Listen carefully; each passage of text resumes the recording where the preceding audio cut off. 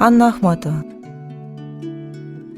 После ветра и мороза было любо мне погреться у огня. Там за сердцем я не уследила, и его украли у меня.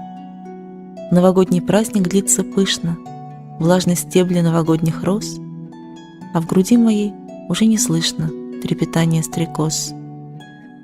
Ах, нетрудно угадать мне вора, я его узнала по глазам. Только страшно, что так скоро он вернет свою добычу сам. 1914 год.